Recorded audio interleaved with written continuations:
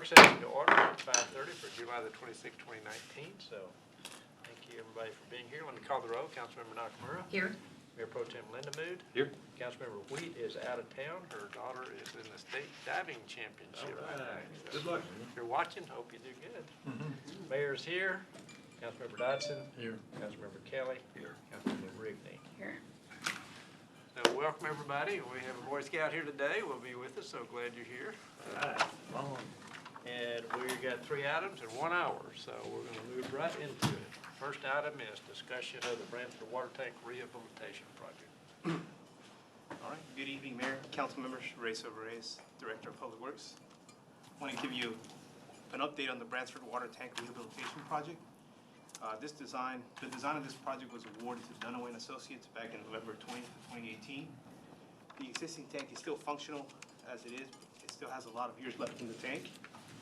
The existing site layout has no landscape, as you can see here from this picture. And it also has a 6 feet tall chain link fence with barbed wire on the top. That's currently the way it sits right now. This rehab project will recoat the existing tank, which is expected to add another 20 years to it as far as the exterior system goes. The interior of the tank will also be recoated with the certified coating system that is resistant to corrosion and yet safe for drinking water. We plan to add a concrete driveway within the tank side and an automatic sliding gate. In addition to the tank upgrades, we'll be looking to add some landscape around the site and replace the chain link fence with the decorative or ornamental fence that we're doing along the Colleyville Trail. So this will match that as well. One of the things, you can see the landscape, we're looking to do the ornamental trail fence there and some lighting enhancement as well for security purposes. Will it be taller? Yes, it will be 8 feet tall. So it's 6 feet tall right now.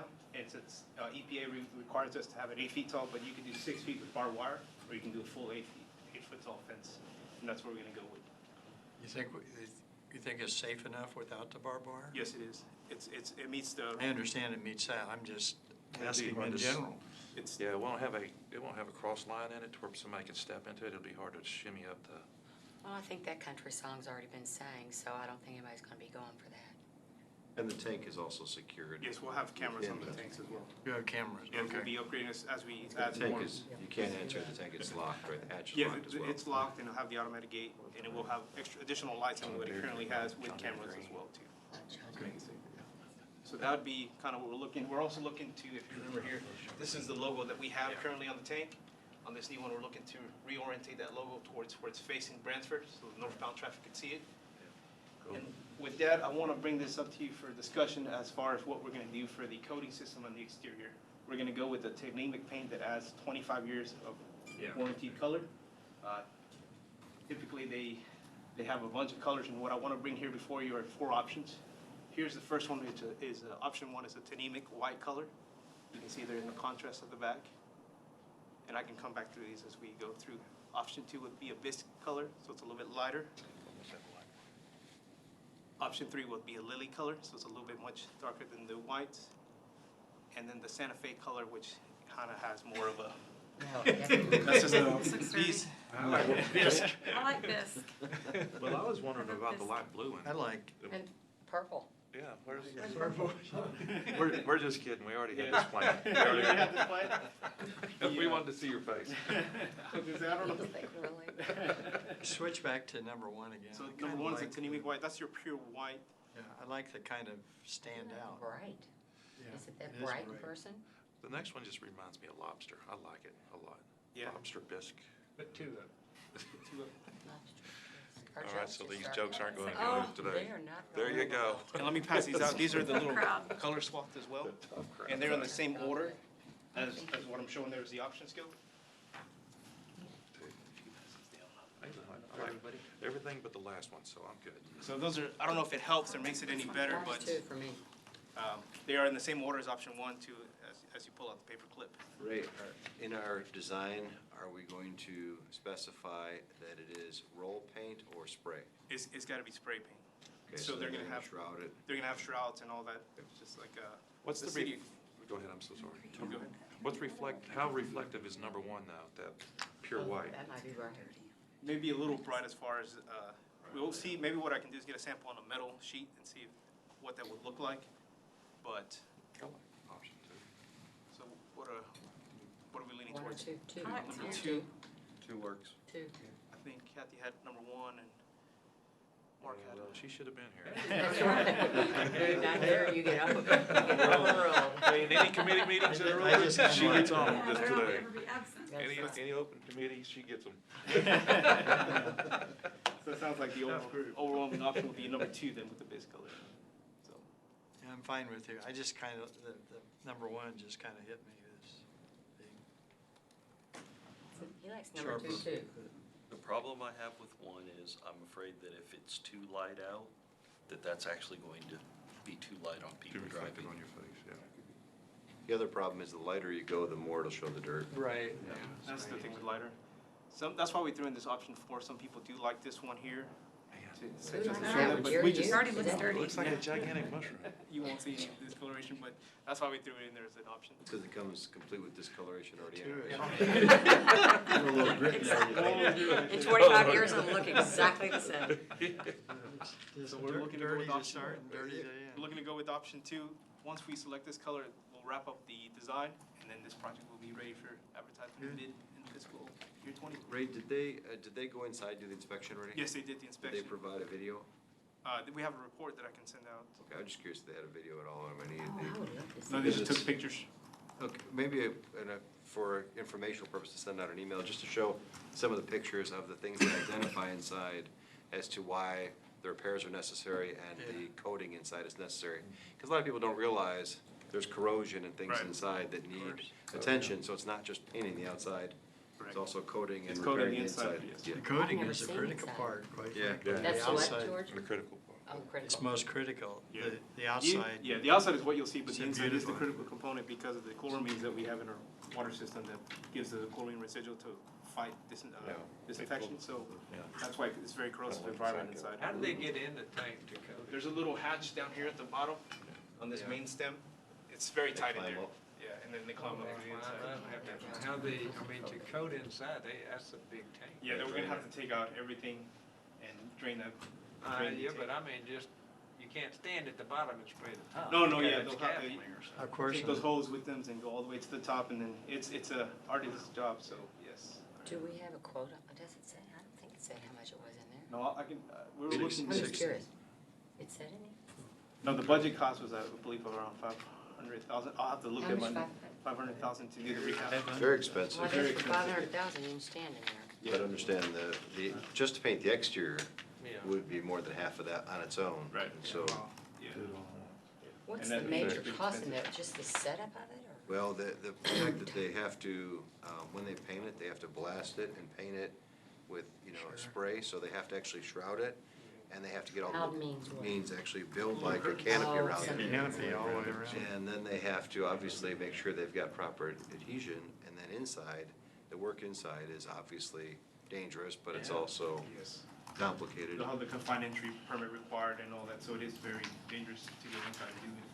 The city Grapevine just got done finishing theirs. I don't know if you saw the community impact this past weekend. They had the little shroud anchors on top where they drop to cover it. I've got it in my pile to read. And Ray, are they, and I apologize, I've only seen it done where they hand paint it, so I don't know if there's a mural. Are they hand painting the logo on it?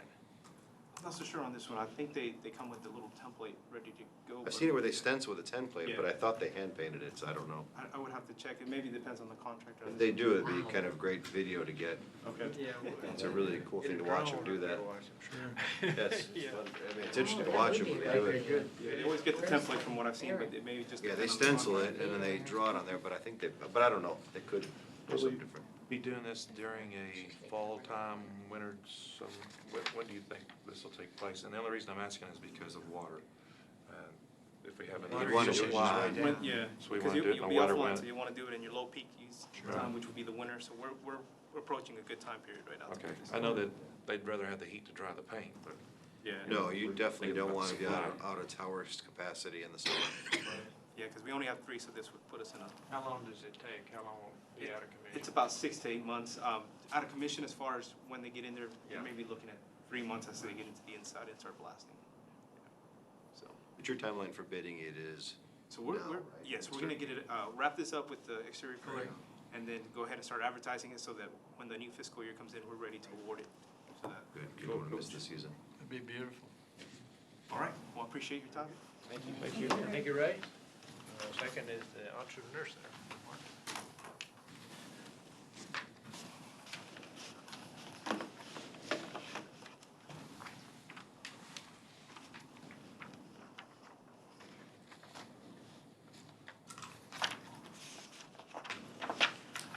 Good evening, Mayor and City Council. Mark Wood, Assistant City Manager. As you know, we had a work session in June 4th, specifically to talk about the Entrepreneur Center, and we talked about the different components of it and funding and the kind of the pro forma of the Entrepreneur Center. Since then, we've been pretty busy working towards implementation of that project, and want to provide kind of an update tonight, and also address a specific item that was brought up last time by a few council members, kind of in terms of programming and what's going to happen at the center. And so we want to provide some details on what that will look like. So just a quick recap. After the June 4th work session, we really got to work and we signed a letter of interest with Wells Fargo. What that does is it allows Wells Fargo to draft a formal sublease agreement with the cities. We've been told by the broker that Wells Fargo moves pretty slowly on that process, so hopefully they can speed that up, but you know, they did say that they move slowly. So they're currently drafting the sublease document for the city. WIT is also working on an agreement with the city and the chamber that will come back to you as well in terms of our formal partnership and relationship with them leasing space from us as the sublease tenant.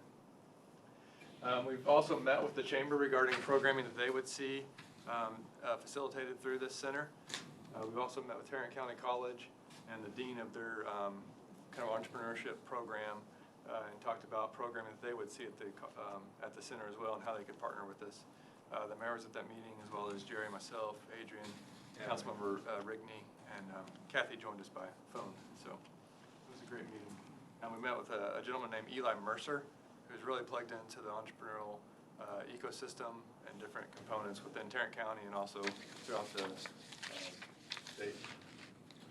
So kind of our remaining to-do list items, we've talked about the formation and appointing of a citizen entrepreneurship committee.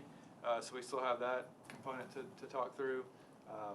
We have the agreement for design and construction documents for the build out of the space, and then awarding the construction bid, in addition to finalizing the agreements with the Wells Fargo and also the chamber. So that's kind of what we're working towards. So as we talk about the Colleyville Entrepreneur Center, we kind of talk about three major components. Number one, the Chamber of Commerce and SCORE being lead tenants. So they're the people that are in there from 8 to 5 every day, greeting people, working in and out of the facility, opening the facility, closing the facility when a member of staff or the city is not there. We have the component of the collaborative workspace or the rentable space. So again, we have the three, right now, 3 rentable office spaces and then the 8 kind of pods that will be available for rent. So that's one component as well. And then the third component, which we're going to talk about tonight, is the programming. So kind of what happens day in, day out at the center. And that's where we're going to focus our discussion tonight. So I further break down the programming into its own 3 components, which I've called the 3 E's, or events, education, and entrepreneurism. And so to kind of think about what's going to go on here, I thought it'd be easier to kind of define that into 3 different categories. So first, events. So when we talk about events, we're talking about things like speaker series. This would be something like, we had Maria Myers come in to present to the City Council about entrepreneurism, the ecosystem, how things work in the entrepreneurial world. So I could see a scenario where we invite speakers like Maria Myers to come in and speak to the entrepreneur community within Colleyville. I've got that on a quarterly basis. So these would be people like Maria Myers or industry leaders. Certainly we have a plethora of those within Colleyville already that we could tap into. But then we could also look at experts throughout the country and bringing those in for these events. If the events become larger than what's currently available at the Entrepreneur Center, we have the Colleyville Center just right up the road that we could expand into as well. In meeting with the chamber and talking about their programming, they mentioned the Chamber of Business After Hours. This is sort of a networking group that meets on a quarterly basis. They actually meet more frequently than that, but they said that they would have it at the Entrepreneur Center on a quarterly basis. They said that they would have a chamber leads group, so this is again, another networking opportunity, but it's basically where local businesses come that are members of the chamber. They come and they each have a few minutes to talk about their business and what's going on and how they can help each other out. And so they would do that on a monthly basis. They would have their new chamber member orientation on a monthly basis as well. So last month they added 20 new members to the Chamber of Commerce, and so they would have that meeting on a monthly basis to orient themselves to the chamber, to the community, how to get plugged in to Colleyville, and who to connect with. We would also have coffee roundtables twice monthly. And again, these frequencies of events are kind of preliminary. I mean, if the coffee all of a sudden, we start out twice monthly and it becomes so popular, that might become a weekly occurrence or even more frequently than that. But I envision these being just kind of non-formal, have coffee. Maybe it's sponsored by a local Colleyville business, and it's an opportunity for local businesses to come and network. And the idea is to provide things at different times of the day. So you have the coffee roundtables, you have the after hours, so it's after 5 o'clock. The speaker series would probably be sometime around lunchtime or during the kind of mid-morning hours. And then also, I envision having an open house at least annually. So we talked about last time, when we open this thing, how do we get the word out? So one way is to have an open house, which, big ribbon cutting, invite the whole community to come, certainly for when it first opens. But I would like to do this every year so that people that are familiar with it become familiar with it. And, Maybe even more often. yes, even more often. Absolutely. So that's kind of the event side of programming. Moving on to education, and this would be a really big component of the facility. We mentioned we met with Eli Mercer with Tarrant County College. He gave us all kinds of ideas and things to think about with programming that we could have within the center. One of the main things was what he called the Tarrant County College non-credit courses. And he said we could do this kind of on a cohort basis. So, a 6-week program where they teach, business courses or things like that to a cohort of people who kind of go through the program together. So these would be things like marketing, social media, business finance, different types of funding that's available, what type of funding and when, and those type of things. And so we could host these kind of on a quarterly basis, 6 weeks at a time, and have 10 to 12 to 15 people go through these courses quarterly.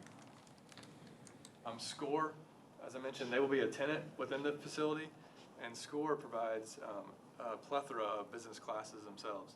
So not only do they meet with people individually and walk through business plans and marketing plans, but they also offer courses to just the general public. Mark, can you tell people what SCORE is so that Sure, people watching will understand? Yeah, so SCORE stands for Service Corps of Retired Executives. It's a program where retired executives volunteer their time to help out local startup companies formulate a business plan and work through all the challenges of starting a company and growing a company. It's free, totally free.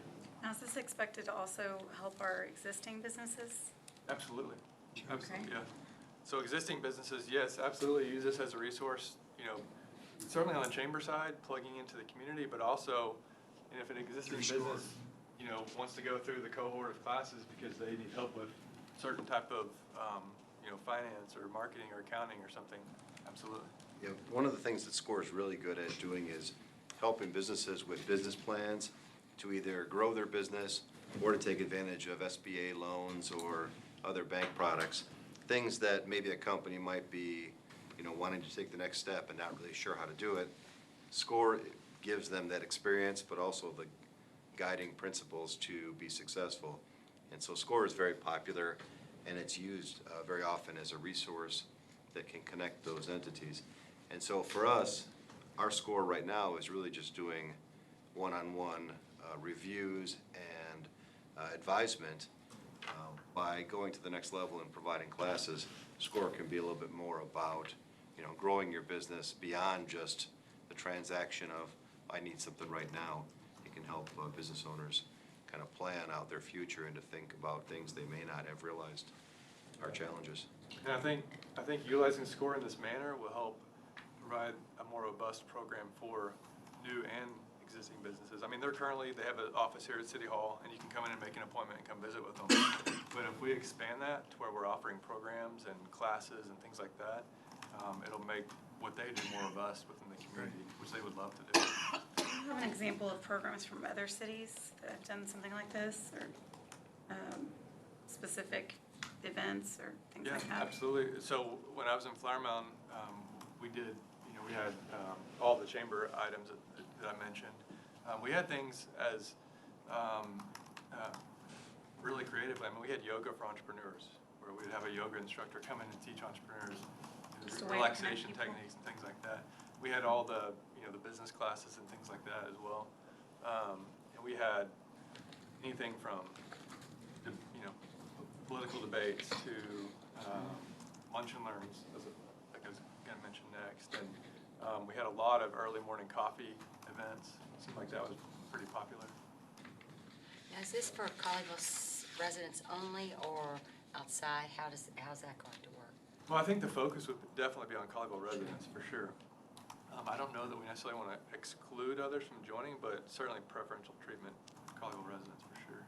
I would also assume Colleyville business owners, I mean, if they don't live in Colleyville, they can have a business here, obviously. That's really But important. I think initially, our objective would be to be open to, because a lot of these business relationships cross over Sure. the community boundaries, and so there'd be an openness. But obviously, if there was a charge type event, or there was a charge for classes, we'd want to provide some benefit to the Colleyville business owner. But as far as participation and just interest and even membership, we'd want to include as many people as possible. And what you'd probably find is that many of our current business owners or residents are already involved in these things in other communities. And so hopefully we'll bring them back here with some of their experiences as well.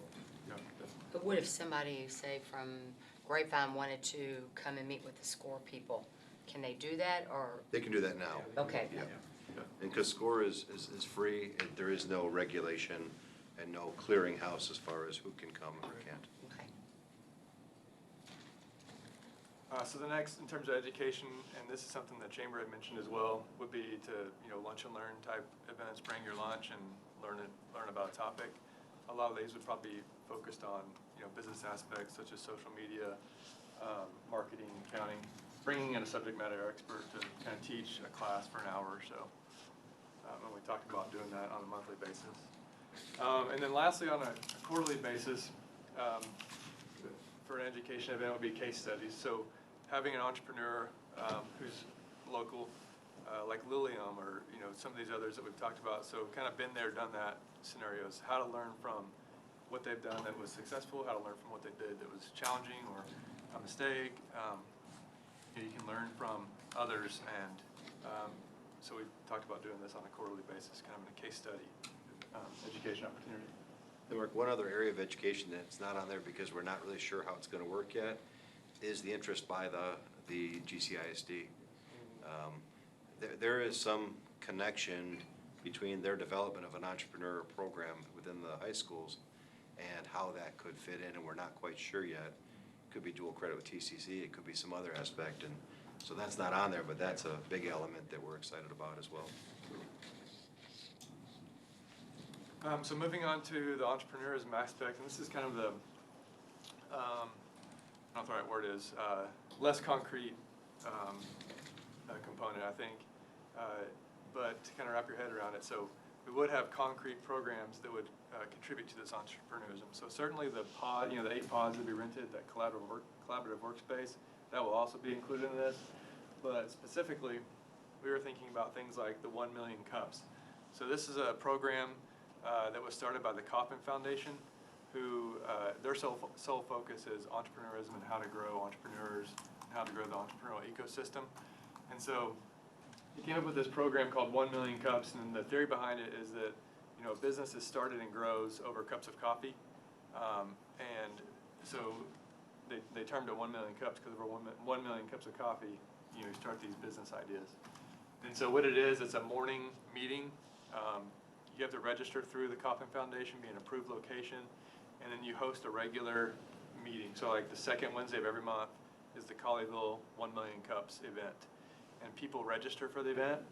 You can come, and then if you're an entrepreneur that's picked to present, you present your idea. You're not looking for funding, you're not soliciting anything like that. It's just, here's my business, here's what I'm doing. Now shoot holes in it, talk to me, let me know what you think, what are your suggestions, how can I improve? And so we would look to register as a formal 1 Million Cups location. There's a handful of locations throughout DFW. There's a few more throughout Texas, but there's not a ton of them. So we would be in pretty exclusive company by having our own formal location. And these are, and they have locations throughout the country. So I think there's around 175 or so total locations throughout the country. We also talked about having pitch events or contests on a semi-annual basis. This was something that Maria Myers had brought up to us. And one of those questions was, how are people going to know about this? And her thought was, immediately, I think you should have a pitch event where you have a contest. Everyone who comes, puts in $100. You have businesses that pitch their idea. You vote on it. The winner gets the pot of money, no strings attached. And so we talked about having these at least twice a year. And again, all these subject to change. If it's successful, maybe we have more of these. But having those to kind of bring people out of the community so we can see kind of what's going on, how we can help each other out, and how we can grow the local economy. And then also whiteboard sessions. So this is something we did in Flower Mound. We had a few whiteboards set up throughout the center. And it was simply something where if you had an issue or a problem, you can go up on the board and write what you needed help with. So that people within the community of entrepreneurs would know what's going on and they could know how to reach you, help you out. And so, I think that having those throughout our entrepreneur center will be important to have, and those can be done on an impromptu basis. And another one under this category that we again didn't talk about because we didn't know how it would set up is there is some type of network in place already that we would either tap into or maybe be a separate part of, which involves investment opportunities, matching investors with businesses. And that is something that already exists in our region, but maybe something that would come out of this and be kind of a separate entity that is housed out of this location, but really doesn't have any true government involvement. Because we don't want to get involved in the private equity decisions, but we want to facilitate the opportunity for those parties to meet if possible. Absolutely. So that kind of concludes my discussion on the programming aspect. Happy to answer any questions, talk through any of these items, add to the list, take off. These are some of the next steps that we're working through. Again, we're waiting on Wells Fargo to get the sublease to us. And then while we're doing that, we're working on things like programming our lease with our agreement with the chamber and the actual build out of the facility as well. Sure. Thank you, Mark. No problem. Wow. We're early. So we're up to item 3, which is a council agenda item. I have a couple of things. Item 6A, which is the ordinance on Pool Road, and an associated resolution 9A, 1 zoning and 1 variance. There is now a supermajority requirement for that. I propose that we discuss it, have a public hearing tonight, but table both of those tonight. I have talked to the immediately adjacent neighbor who is opposing it about his concerns today. He'll be here tonight. And so he had hired an attorney to speak for him. So I said we'll have a public hearing, but we'll plan a table for a couple of reasons. One is a supermajority now. Kathy's gone. I really don't want to vote on supermajorities without everybody being here. 2, there was no opposition we knew about last time. There is now, so there needs to be a little bit more time. He will tell us tonight he didn't get his notice right, and it sounds like it may have been misplaced by the post office or delivered to the wrong address. Don't know what happened. Nonetheless, though, that warrants a little bit more time. Who said that? Ms. Jim The Jacoby. opposition?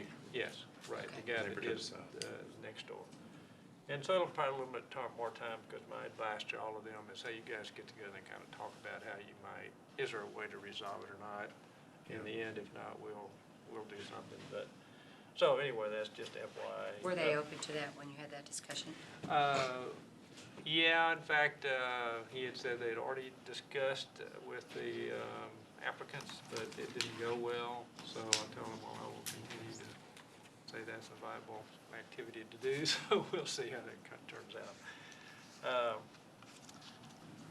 Anyway, everybody will have a heads up after tonight. Push it off to the next meeting.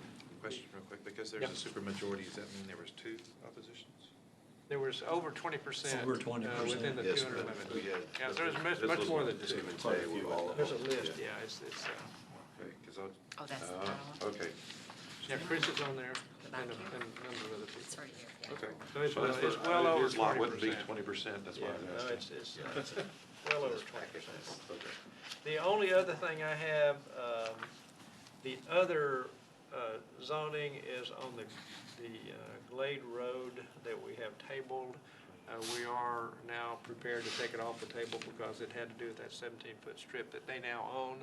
So we'll take it off the table. I propose that we move item 9B, which is the platting of that property, above 8A, which is the zoning. So we go ahead and plat it.